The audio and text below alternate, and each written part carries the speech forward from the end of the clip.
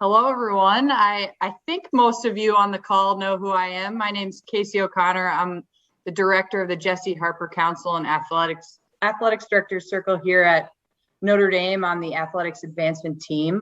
Welcome to today's Coaches Chat with the legendary head softball coach, Deanna Gumpf, one of my favorite people on the planet.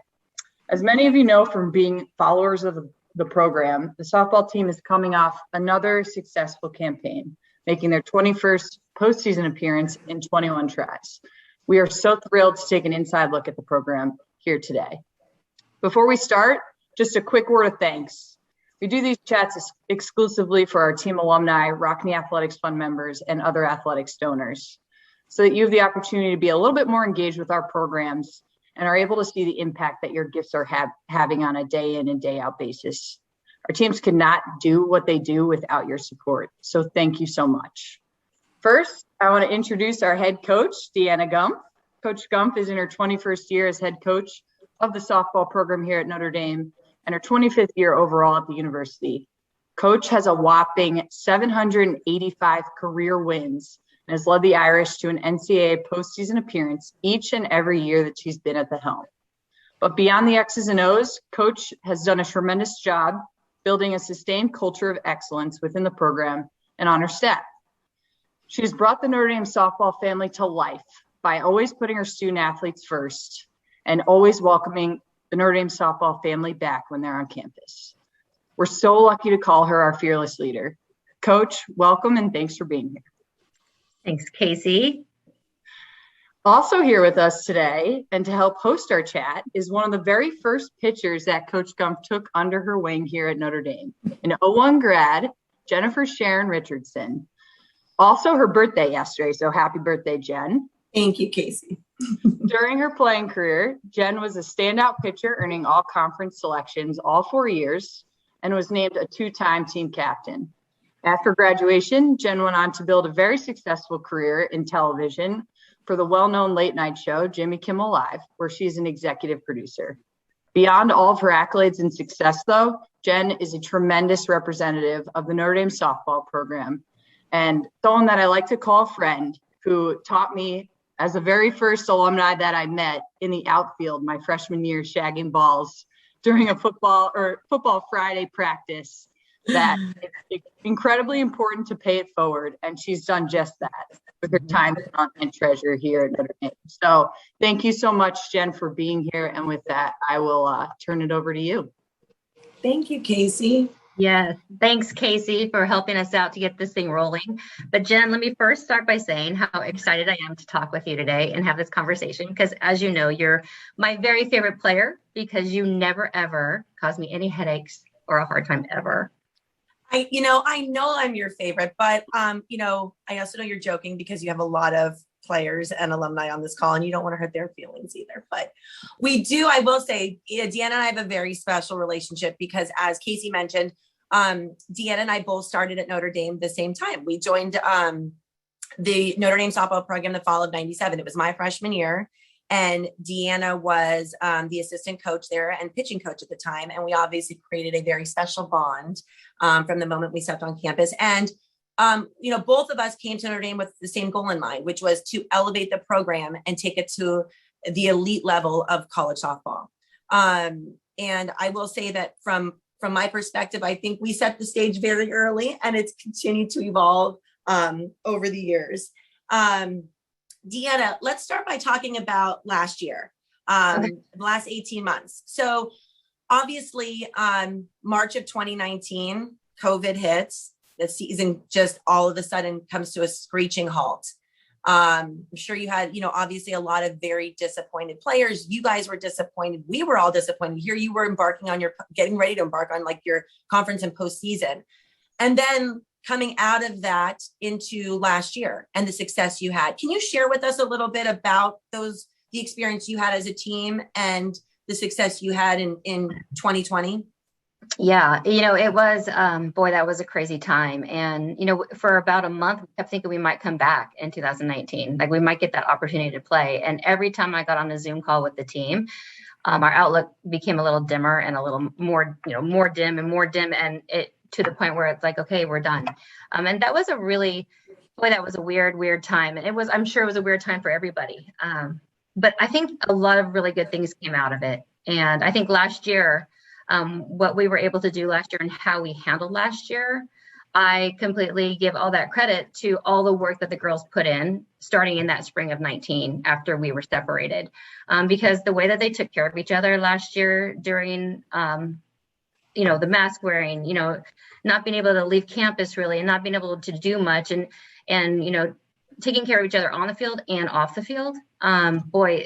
They showed, it was one of the toughest years we've ever had, but one of my favorite years, just because of the way that they bounced back over and over and over and how resilient the team was.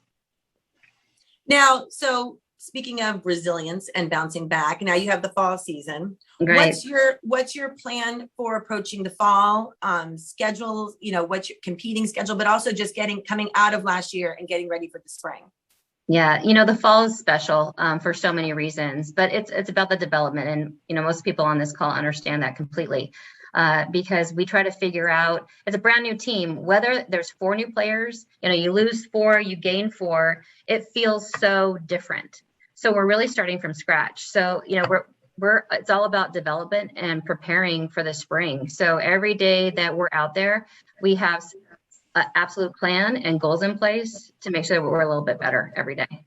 What's your schedule? Are you guys playing some games, and are those games in South Bend? What's your fall schedule? We have a great fall schedule. Yeah, we have a great fall schedule. We actually played our first game last weekend against Loyola. It was a scrimmage. It was wonderful. We played really, really good softball. And we have 6 more. We actually were supposed to play a team this weekend, but couldn't come because of COVID. So it's not over yet. And good thing we're used to it. But we have 6 more competitions. We're playing Wisconsin, Michigan State, Toledo, a bunch of other teams, and all but one are at home. And it's every single weekend we're playing for the next 5 weeks. Awesome. So, you kind of just touched on that. At the end of a season, you obviously have key returners, key people to replace and when people graduate. Let's talk about some of the key returners you have, some of the freshmen coming. I know obviously you have Chelsea Purcell at Chelsea Purcell at shortstop and Katie Marino at second base last year, who were key positions and key players who have left, and now you have to replace them. Like, if you can speak a bit about your team dynamic in that way, replacing them, and who are the key players in 2021? Absolutely. Yeah. Losing your middle infield is never easy. But we have some really good depth there that we're looking at this fall. I really like our options. I don't know who's going to be there yet. And that's part of the fall, figuring this out, and winter. We'll use that too. But the rest of our team, they're all returning, including, Abby Sweet, who was an All-American for us, Emma Clark, who was a first-team All-Region player, and our pitching staff, who have already made a name for themselves, Holloway and Peyton, who've done a great job. And we have an incoming freshman, Shannon Becker, who's going to be pretty special. And the ACC, obviously it's a very competitive conference. You had Florida State, who was competing for the national championship last year and lost to OU, but has been at the World Series. And you guys are competing, within conference with these teams and really head to head, neck to neck with them. And you're so close. What's your toughest competition within the ACC, and how do you use that to build and prepare you for the postseason? Yeah, the ACC is tough. I love it because it is probably, I would say, the top 2, top 3 conferences now in the country consistently. We have 5 teams consistently in the top 25. And we have done a great job of making our names for ourselves nationally. And I think the alliance is going to help us. This new alliance with the PAC and the Big Ten is going to really help us as well. But, conference-wise, if you know me, you know that every single team in our conference is my biggest competitor. I love to beat everybody. And I think if I think of our biggest competition, I think it's whoever we play that weekend. It's going to be Florida State, it's going to be Louisville, it's going to be Boston College, it's going to be North Carolina, but the list goes on, and we never want to take a weekend off. And then this season, this spring, where will you guys be playing? I know typically you do make a West Coast trip. I'm assuming with COVID and a lot of travel restrictions you guys do have in place. What is your upcoming season look like, and where will you guys be headed? Right. we love to take that West Coast swing because of so many players and alumni who are out there. Last year we didn't get to, and this year we don't get to. And it's really because we're trying to, we're still taking care of business with COVID, and we're still, trying to do a good job budgetarily to make sure that we're helping the university in ways that we can to help on our budget. So we're staying East Coast one more year. And then by 23, we'll be back out. We're going to make our swing again. We can't stay on that long. Okay, good. This year we're taking it easy. We're staying in the West. We're staying the East Coast one more year, and just going straight down the coast to play. Well, we're ready when you're ready to come back. I can't wait. I have 3 kids who will sing the fight song, and a 2-year-old little girl who wants to play softball. That's right. I expect a ton of them out there. So like talking about building on the success that we talked about in 2020, obviously, I think most people on this call know, but the one thing that's pretty amazing about Notre Dame softball, and Casey mentioned this earlier, is that you're just one of 8 teams in the NCAA, in the, all of college softball, to reach the NCAA tournament every year since 1999. And that's an amazing feat. And I think you would consider that a success. We would consider that a success, but also knowing you the way I do, and knowing what you want and your goals for this program, I think you're also not happy with that being the only focus in terms of the postseason. Your focus is obviously to win a national championship. And, clearly only there's one team that can do that year in and year out. But for you as a coach, what is it going to take for you to get to the super regional and then get to the World Series? And how do you break through? Mm-hmm. Well, you're absolutely right. And don't think I take it for granted about the way that our team has played over my 21 years here, or 24 years here. It's pretty amazing what we've accomplished, and I'm so proud of it. But you're right. I want to break through, and we have a team who really wants to break through. And when you break things down, the end of the year, when it doesn't end the way you want it to, and boy, that last day in Kentucky, it hurt a lot, and it hurt our team. And the way that they handled that, when they were all in and it hurt that bad, good things are to come. And when you're willing to put it all on the line, and you give everything you have, and it doesn't turn out the right way, and you see the pain, you're onto something special. So I think that we have the people in place and the values in place, which I believe in more than anything else. I think we technically do a really good job of what we need to do to prepare. It's really going to be about the tactical, which is the execution, and recovery, and bouncing back quickly and recovering. So I think we focus on that execution constantly, and the quick recovery, meaning moving on, like from the next pitch, next play. You've all heard this before, right? Next pitch, next play, forget about what's already happened. I think we have a really good shot. Yeah, I know, speaking from my class, we were so close my senior year, and it was, truly devastating. I would have, at that moment, I remember driving home from Iowa and being in tears, inconsolable, thinking I can't believe that this is it. I can't believe we didn't make it. Feeling like it was a dream. I just wanted to go back and replay the last, 48 hours. And I think, that type of competitiveness and drive and focus is obviously something you want in all your players, because it takes that leadership, and it's an advantage for COVID for this year, right? Now you do have some of these players staying on, which we'll talk about a little bit more, but, so you have the leadership, you have those people who've tasted it, and now they can instill in that drive, that belief in the younger kids coming up. And you also have the freshmen who are, in some senses, naive and pure, and they just want to play to win. And I do think better. Yeah. Yeah. And I think the fact that you've made it sustained, the level of competition, the level of the program since like we said, since 99, have made it to the postseason that long. They believe in themselves. They know what it takes. A lot of times you'll find that players and coaches and teams say like Florida State, they know how to get to the World Series. They figured it out. You guys know what it takes to get to the postseason. You figured it out. Now it's figuring out how to get to the super regional and then subsequently get to the World Series. So I guess what you're saying is it's instilling that belief and that support in one another, but also learning to make those moments. I guess looking back at Kentucky, like you said, what do you feel is that next move? Like, what do you think it is that's going to like give your team the confidence to feel like we can get there? I believe that I 100% believe that if we train our brains the same way we train ourselves in the weight room, that we'll get there, because we have what it takes physically. And it's really about belief in ourselves, knowing that we should be, we can be, we're good enough. And that to me that was the biggest slap in the face from last year is, did we believe that we were the best team to be at that super regional that next day?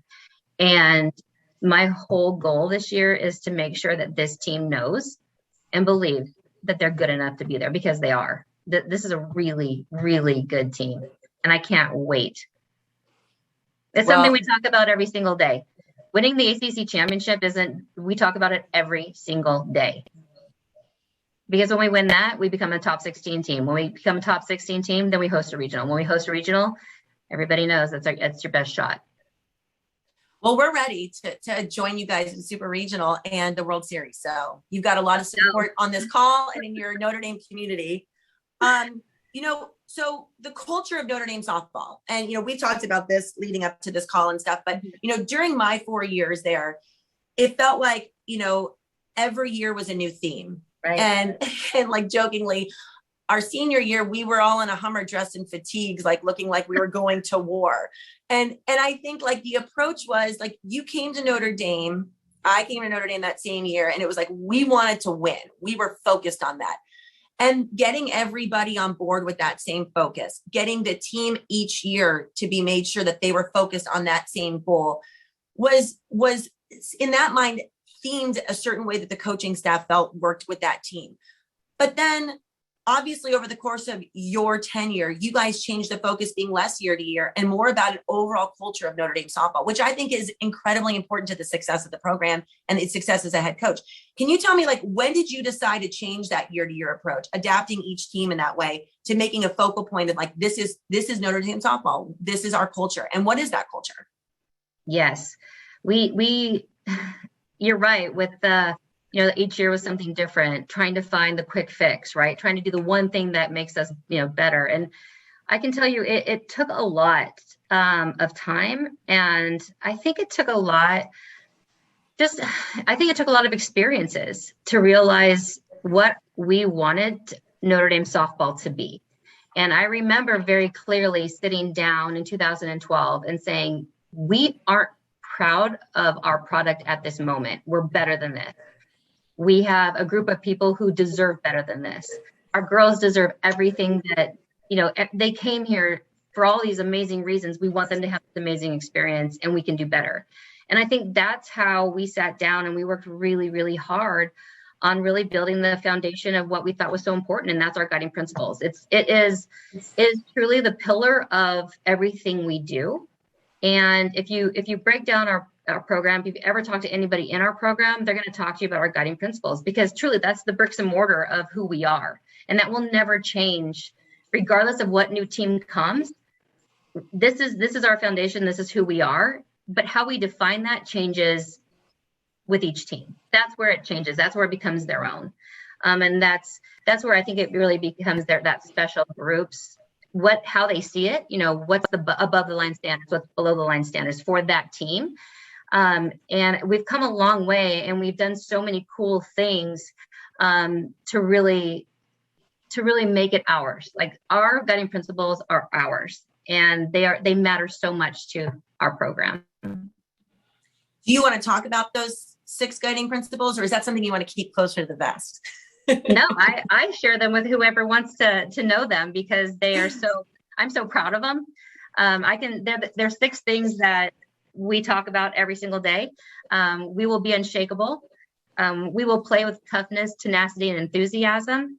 We will never back down from a challenge. We will love and trust each other off the field, so we can love and trust each other on the field.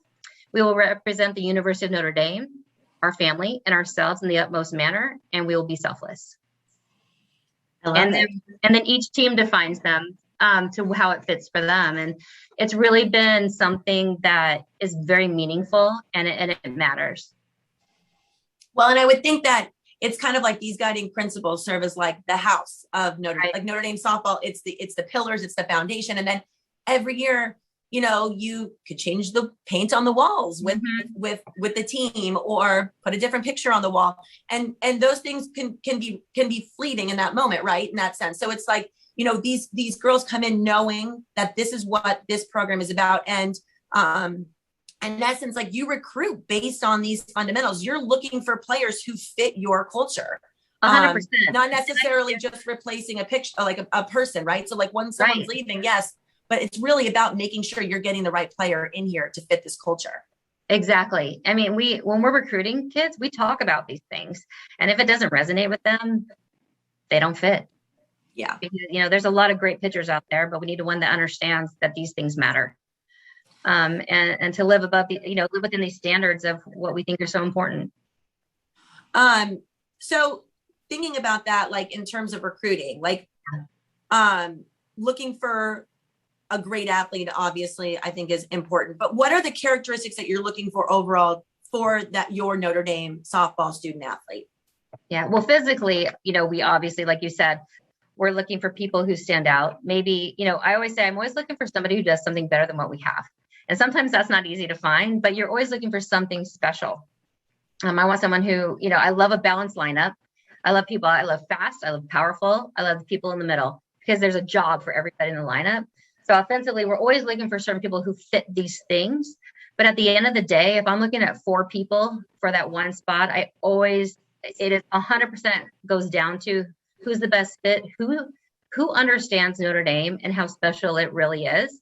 Because that kid who understands how special Notre Dame is will get the most from Notre Dame.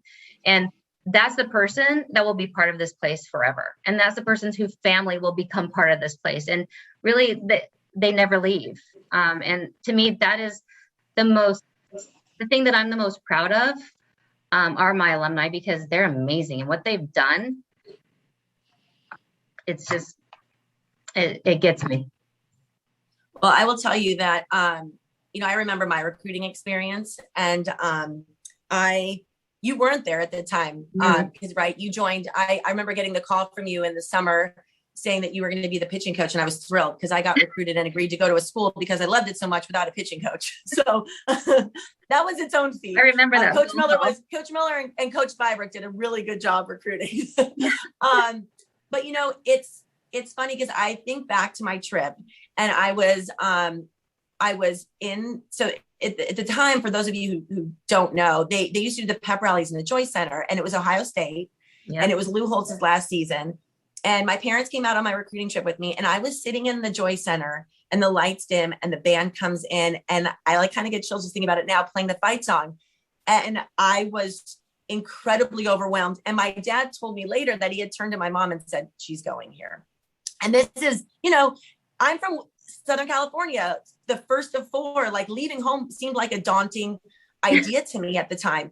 And then the next day I was walking around on Saturday before the football game, walking around, like touring the campus. And I remember my dad asking me like what I thought. And I thought in that moment, I was thinking to myself, like, there isn't a question, like, this is where I want to be. And the way I can best articulate it is I thought that by not going to Notre Dame, I would be missing out on more. And I knew this was the place for me. And, you know, Notre Dame brings people in who are, attracts the right person, like what you said. And it's the people who are givers. And it's the person who gives everything they can, like academically, athletically, as a person. Like, you know, you want someone who's reaching for the stars and beyond, gives everything they can, is willing to sacrifice everything for their own personal success, for the people around them, you know, in service, volunteering, that type of thing.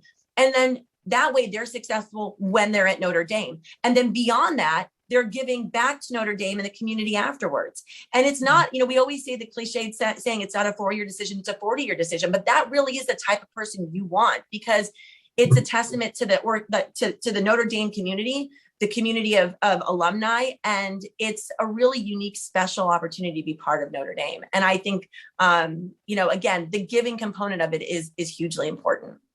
Well, you just gave me the chills. So thanks for that story. I love that story. That's a great story. I'm very rah-rah. I think everyone knows. I'm very passionate. I love Notre Dame. I love my family. It's good times. So let's talk about the overall national landscape of college softball. Obviously, there's a lot of things changing in this last year. COVID, the portal, NIL, and how. Let's talk. I want to talk about each one separately, but how that really changes. I mean, it's changed a lot since I was there, obviously, and many who are your alumni tuning in right now. But how is that changing your approach to coaching, how you're recruiting, like how you deal with the dynamic on your team? First, let's talk about COVID and the fact that, most kids now who were affected by this COVID year, they were awarded an extra year of eligibility. That changes the dynamic for recruiting. That changes the dynamic for your preparation, which typically is a few years in advance, right? So like how you're positioning players and the composition of your team. So let's start there. Go ahead and explain a little bit to the people, like everyone listening, like, how that extra COVID year is affecting you guys. Well, like you said, with COVID, it affects everything. It affects our roster because now we have our fifth years who are coming back. And, when the NCAA first said we're granting the extra year of eligibility, we didn't know what that really meant. We were just glad that they did it. And now we're seeing the effects of it in the longer span. But number one, I'm so glad that they gave these athletes their year back, because I think that it's something special and that most of them are taking advantage of. I mean, I got to tell you, Notre Dame's done a great job of building one-year master's degree programs in Mendoza that are giving great options for our players to come back and get their master's degree in 1 year. So we have 3 girls back from last year. We had 2 the year before. So I love it personally, but it does affect recruiting because our team is expanding like crazy. We're recruiting, not sure who's coming back, because I don't want the girls to make that decision until they're ready. So I try to make sure that they have time to make that decision. So we're recruiting thinking, well, they might be, they may not be. So, that changes rosters. And I think the rest of the world is seeing the portal happen. And the NCAA portal is where everybody's transferring, and it is exploded. This year, there were over 1,000 softball players in the portal transferring. Luckily, we haven't been part of it because our girls aren't leaving. And I'm so proud of that, that our girls are staying, even though they may not look at what they thought it was when they were getting recruited, right? All of a sudden they're like, well, I thought I was going to be a starting shortstop coming in. Right. And now they're coming back. And wait a minute, what's going on? But they're gutting through it. And it's not an easy thing to do. But we haven't used the portal. We haven't had either way. So we've been really, really lucky. I'm sure at some point we will. But how cool is it that we haven't had to? That's great. So I'm proud. I'm so proud of that. But again, it's just such a big thing that now it's all playing out, and you're like, wow, you just didn't realize all the little things it was affecting until you're living it. Now you have 12 full scholarships. That did not change with COVID, right? So if people decide to come back, how are you handling that financial component of that? So what was interesting in 2020, some universities made the decision to honor scholarships. So they actually were playing with more scholarships than 12. At Notre Dame, we didn't. It is just something that we chose not to do at our university. So we have never been over 12. Starting this year, you cannot. All schools are back to 12. So the NCAA allowed like kind of a grace year. Exactly. Got it. Yeah, but we weren't part of that. So this year, all the teams are back to 12 scholarships. Yeah. So regardless of your roster, we're playing with 12. So it's different. Back in the day when we had 18 players, when it felt like that seemed like a lot, and now we're at 23.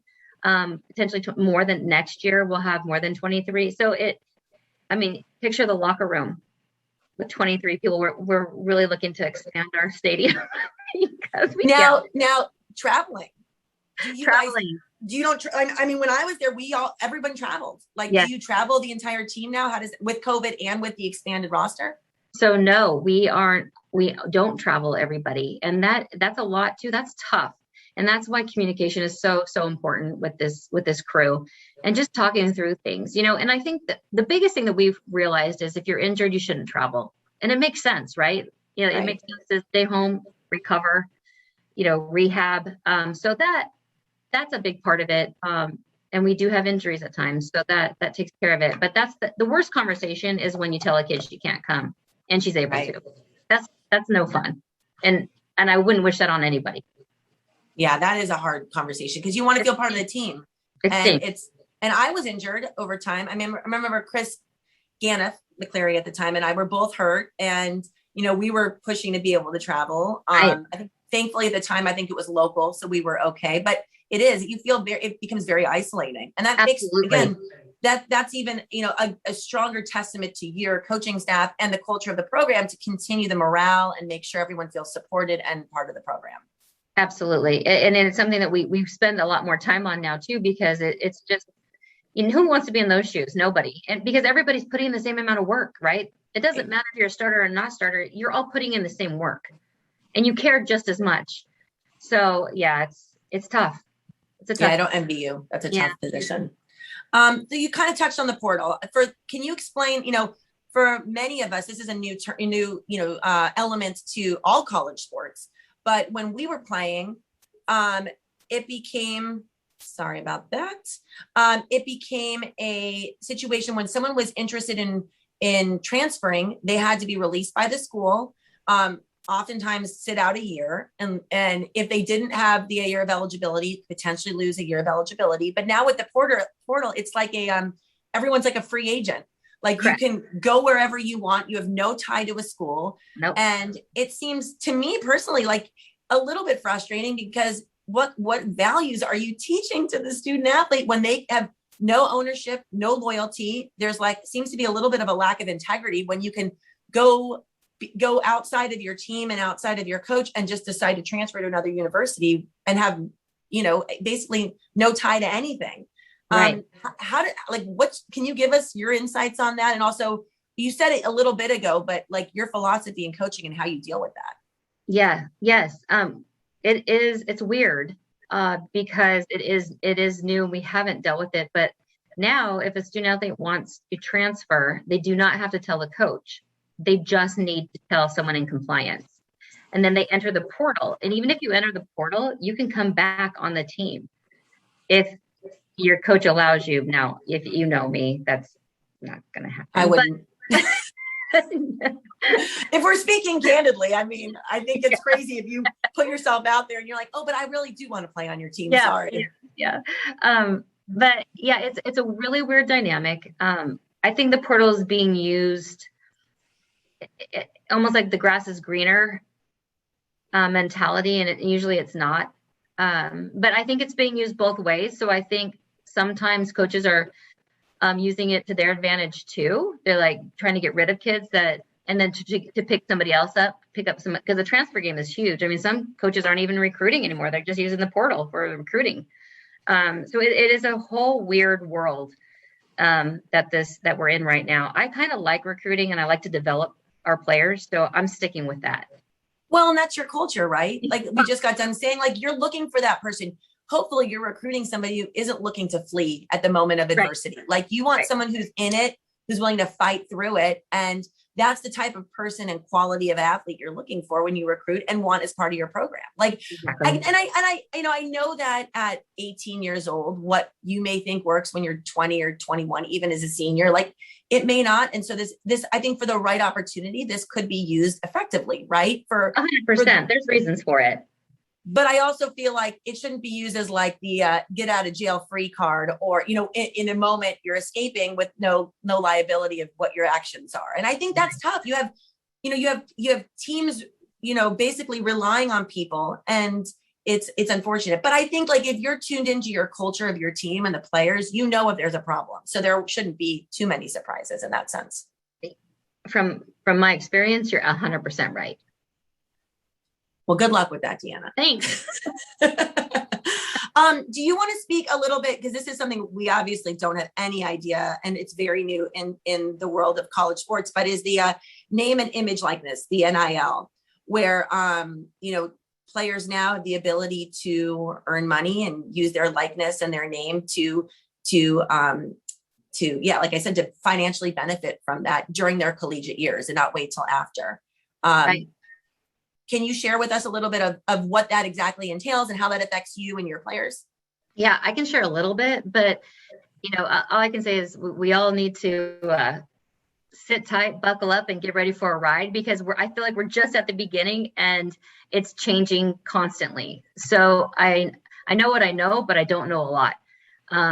Name, image, and likeness is it's a really great opportunity for our student athletes. I think personally, it could be very cool for those ones who are entrepreneurs who want to create something, and have this awesome idea outside of softball. I mean, we had girls who sold beanies a few years ago, and I thought that there is a perfect opportunity to make that company and sell beanies. It was so cool, and now they can actually benefit from it. That to me is really big. I think the social media thing is a great opportunity for our student athletes personally. But I know we're just scratching the surface of where this is going. So forgive me that I'm not giving a lot of information on it. I don't know. And I think it's going to get bigger and bigger. Yeah. Well, it sounds interesting. I know we probably all have our opinions on it. I mean, I know Lizzie and Chris and I probably could have been spokespeople for Blimpie sandwiches back in the years. I mean, could you imagine that? We would have been. You would have got a lot of free food from Blimpie. And now there's kids who are signing deals with Nike. So, that's just Blimpie, Nike. Right. Sorry. Under Armour. Under Armour. We'll edit that one out. Yeah. So, obviously we have a lot of alumni on this call. And the alumni support is incredibly impactful to this team, this program, but also the university. Like, that's really what Notre Dame is about. It's like I said, it's getting the right person into the university, having them be part of the organization, part of the program, part of the family, and continuing that beyond graduation. One obviously event that is very important to this program is Strikeout Cancer. It's become like the unofficial alumni weekend in the spring. I think most do know what this is about, but can you share with those that may not know what is Strikeout Cancer and the story behind it?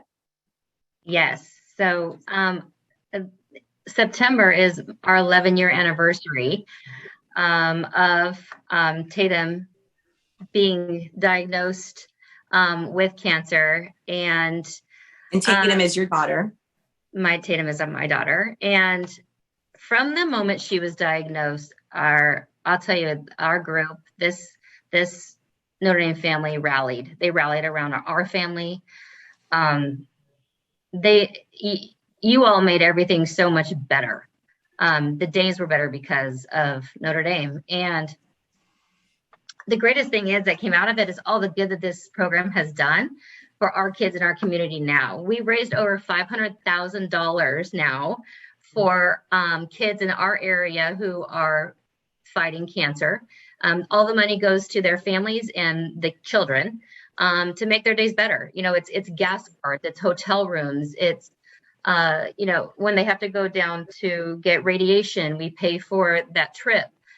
We purchased therapy dogs. We gave them computers, laptops, iPads, anything we can to make those days better for those families, and to help out. We actually just started a huge venture with Beacon Children's Hospital and starting a food pantry there. And we're raising money for the food pantry because something that most people don't know is over 60% of the families whose children are fighting cancer are food insufficient.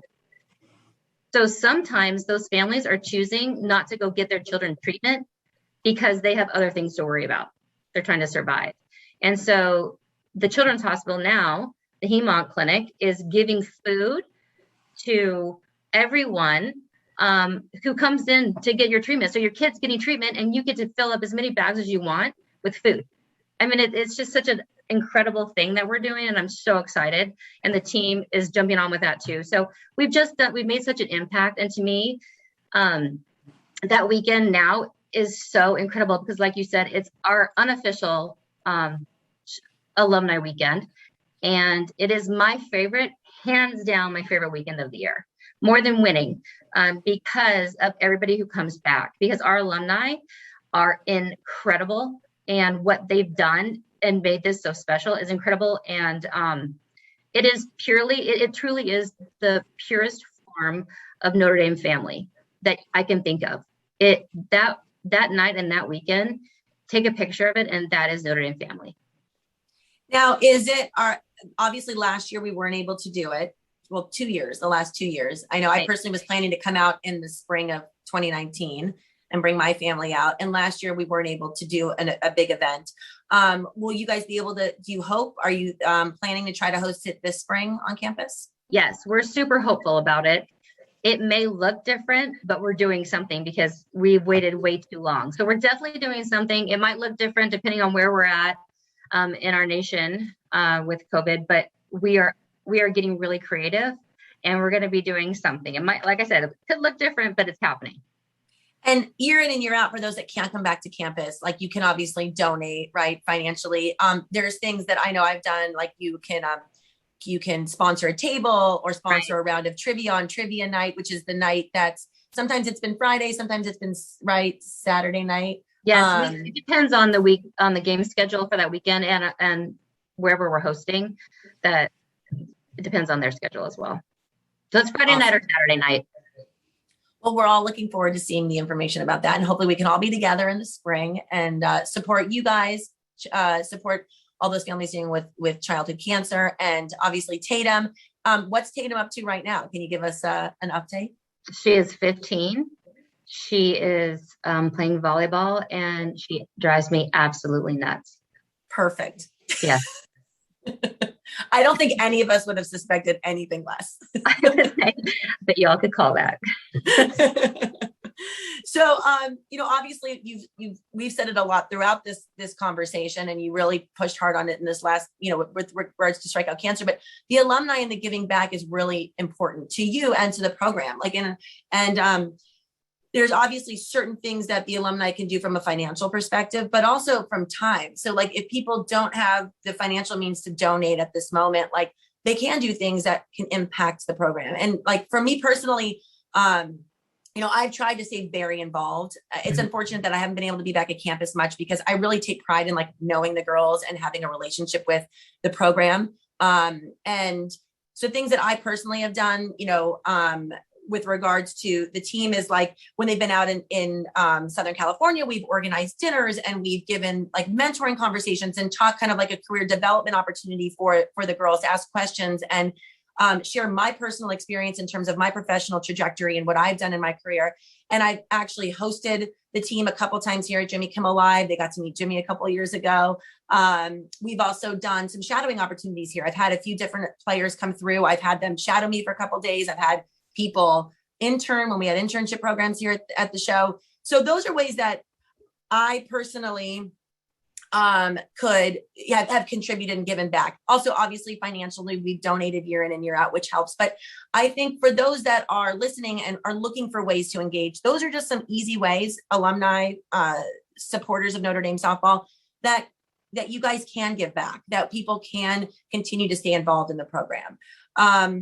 In terms of the financial support though, Deanna, like where do you guys see your greatest needs being within the program for support and advancements within the program? Right. Well, like you said, there's so many ways to support us. And I reached out to many of you, lately and in the past, just a phone call to our players for jobs, just understanding career move, understand the work environment. That is huge right there. Hosting dinners on the road. It's one of my favorite things we do as a program when we get to go and see our alumni and have dinner with them. And obviously we're looking for big things as well. We're in the midst of really trying to expand our stadium. As we talked about before with the expanding rosters, I don't think that's going to be changing very soon. And if you've been in our locker room, you realize we've run out of space. So we're working really hard to expand Melissa Cook, which is going to be really, very, very cool here in the future. We also, as everybody knows, we love our foreign tours, and that's not changing. We're definitely going to continue to go on our foreign tours. It has been one of the most impactful things we've done to our student athletes. And again, it all goes back to, trying to give our student athletes the very, very best experience we possibly can. So it's being creative. And if, I would take ideas from all my alumni, any ways that we can help these student athletes with their experience here, let's go. Well, and I do think that's important. I know many of us speak about it, and I personally feel like we had such an incredible experience. I want to make sure that those that, come after me have that same, if not better, experience than I did. And obviously there's an advancement in facilities. I mean, we had Ivy Field, which had, it's not even the same. I remember my freshman year, I said, can we go see the stadium? And one of the players at the time goes, we don't have a stadium. We have a field with benches. I was like, oh, well, I felt like it was a stadium. And now we have Melissa Cook, which is a stadium, and is beautiful. And thanks to the demos who have done and supported you guys in that way. That's incredible. But, I get it. And you're right. And technology changes, and we need to change with that and be competitive with the other programs. So you can recruit the best athletes, that you can keep the best athletes and your players. There's so many factors that are now kind of out of your control. That if we can give you and arm you with all the tools necessary to not only maintain, but expand and make us a World Series national championship winning softball program, we want to do that. We're here to help. So hopefully this call will invigorate everybody to get creative and not just write checks, but also figure out ways that we can help you and support you in every way possible. Well, I am very, very grateful. And I can tell you, I believe, people ask me my favorite thing about coaching, and it for sure, like my first few years, I'd be like winning, hands down winning. But now it's so much more than that. Of course I love to win, but who doesn't? If you didn't, I would question it. Well, there you go. There you go. But really, when I get to see my alumni come back, and just hang out and see their kids and seeing what they've done and all their accomplishments and who they end up with, like it's so crazy, and it is the best gift I could ever have. And I want our alumni to stay present and stay around and continue to just keep giving, and I will give you right back. So that's what would be my perfect scenario. Well, we appreciate you. We know you put such a strong emphasis on that, and we feel the love, and we love you back. So thank you. Thank you. You're welcome.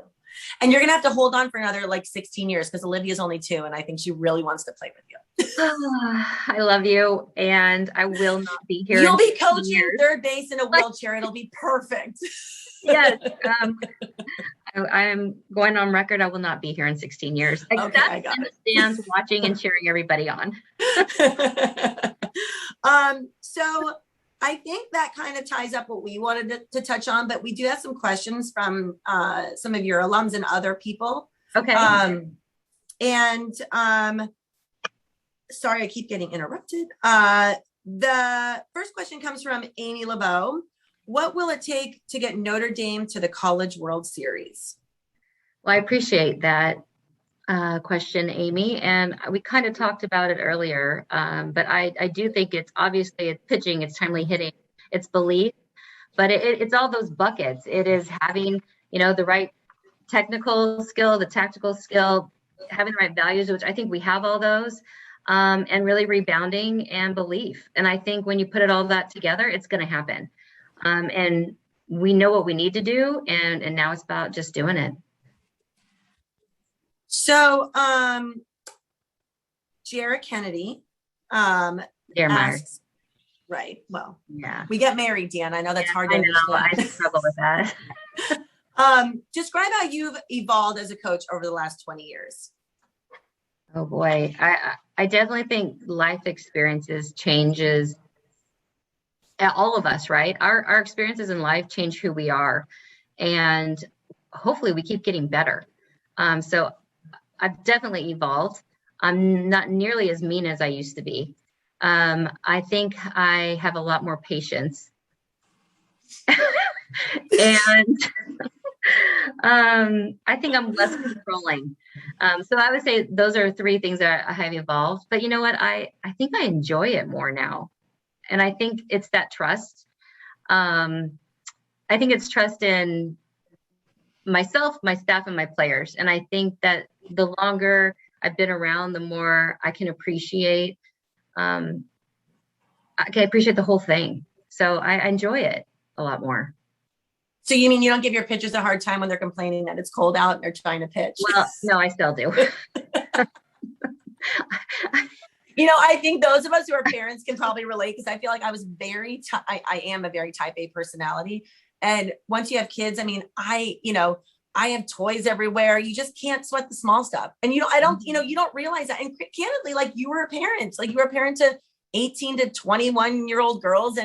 And then as you've had your own children and evolved with your teams, right, your kids and your own children, like you're right. And then the stuff going through with Tatum, like you just realize that certain things don't matter, but also right, like the end result is you want to win and be successful. It's just you figure out how to get to that result. And sometimes it takes a longer time to figure that out. Exactly. But no, you were never mean, Deanna. Well, that's debatable for some, I'm sure, but Heather Mason, on the other hand, just kidding. The best. She is the best. Yep. From Jennifer Bonamy, how do you make it a new year each year for the girls? And we kind of talked about this a little bit with the structure of the culture of the program. Yeah.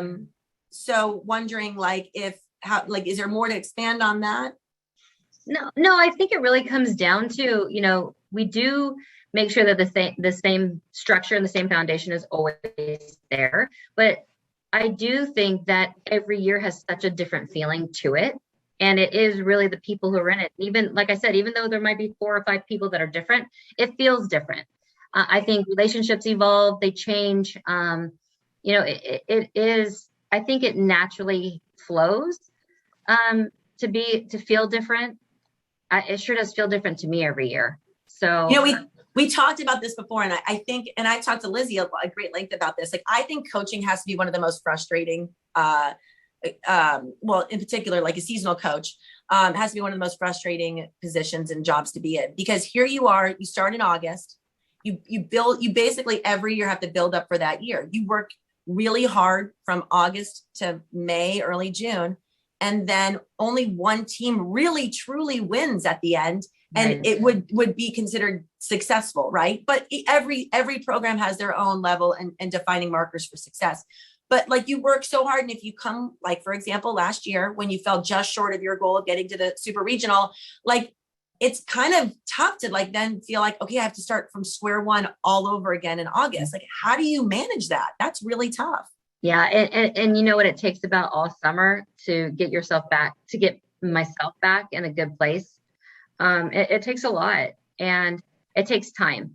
But there's nothing more exciting than the minute we started practice 2 weeks ago. Like, that was the greatest thing ever. Here we go. How exciting. Oh, good. Yeah. Well, we're excited. Yeah. We have a chain that they started during during the regional last year, and everyone was really excited and texting. And so we're ready to kick that chain back off again and start sharing your success. I hope you're still texting next May. Yeah, we plan on it. We hope to take it into June. So work on that. That's right. Sarah Schooner Allen asks, and this I think actually probably applies to a lot of, us who are parents now, of younger kids who are just starting in sports. Do you have advice for us? It can be very overwhelming, the thought of how competitive sports are at such a young age now, probably even more so than when we were there.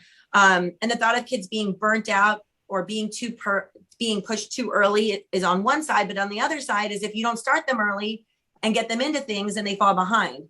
How do we balance that? What's the advice you have for us? Yeah, I think it's crazy. I'm with Sarah. I think it's crazy the direction that we've gone in youth sports. And my only advice is introduce your kids to as many sports as possible and let them guide you to what they want to do, because the passion comes from within them. And, if the passion comes from the parent and not from the kid, it's not sustainable, right? So I think find out what they love and let them enjoy it. I mean, a great example is our freshman pitcher, Sharon Becker. She played 3 sports all through high school, and she's pitching at Notre Dame. So you don't have to necessarily give up anything. I mean, she was a really good basketball player and a really good soccer player. So I don't believe in there has to be only one sport for that kid. Well, I think it also makes them a better athlete. So it goes back to the 100%. Idea of who you're recruiting. Like, yeah. I think I played soccer through my junior year in high school. Yeah. And I think it offers different muscle groups working. You're not I mean, again, I think I started pitching, full pitching at like 10, and I was pitching like every day. I was a maniac, but I also, but I wanted it. You're right. Yeah. You're exactly right. My dad knew that. And so he pushed me in that way.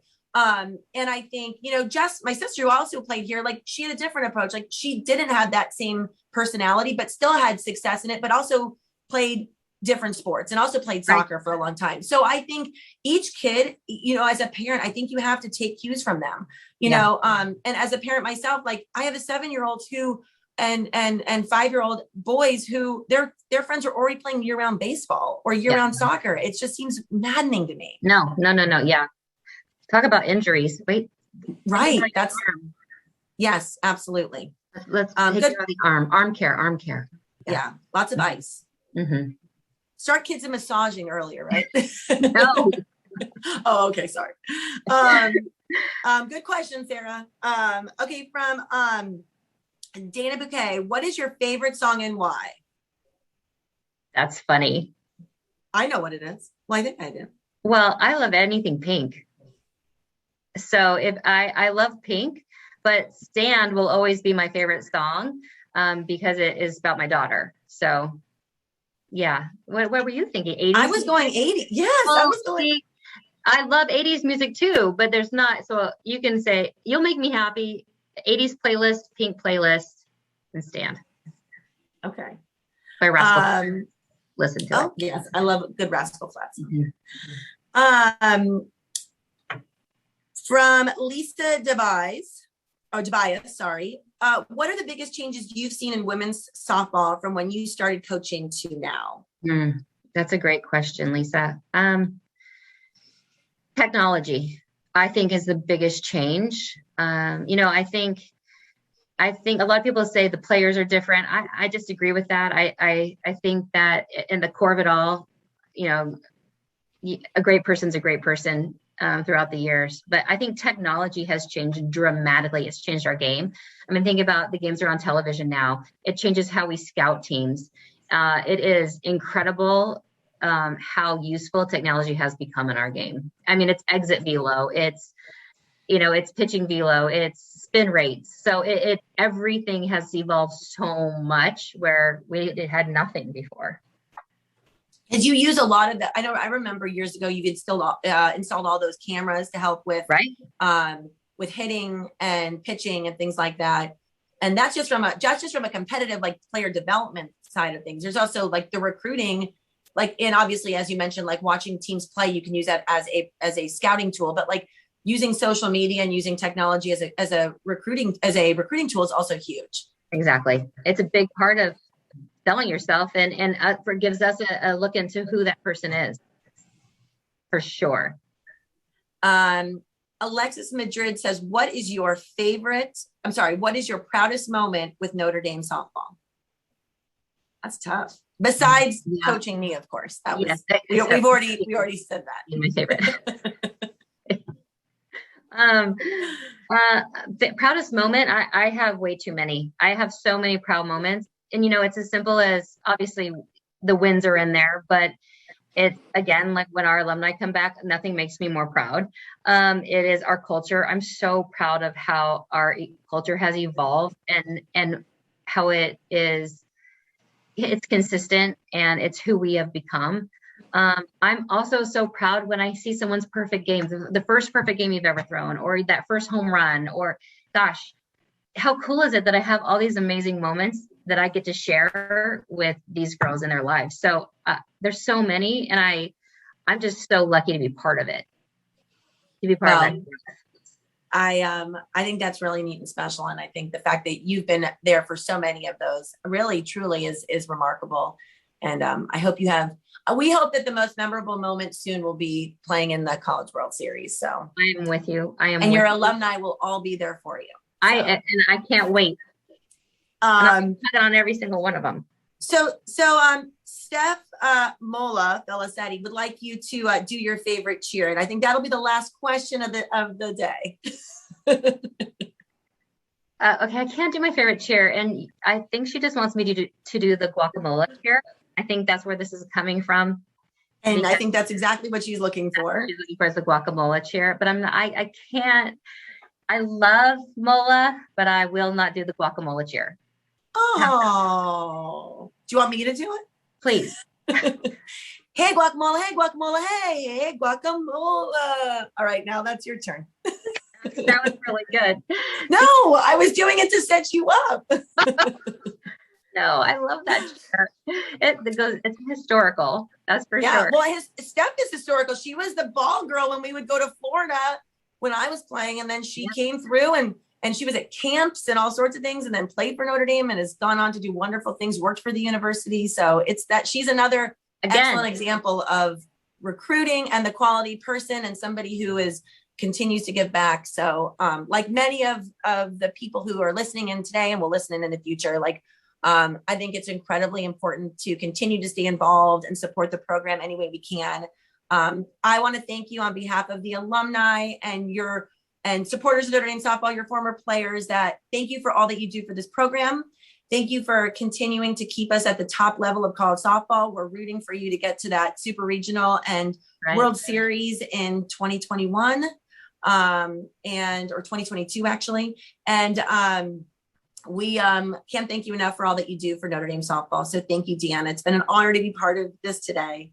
And thank you very grateful. Thank you so much. I'm thrilled to do this with you, and I'm so appreciative of everybody that is part of this program.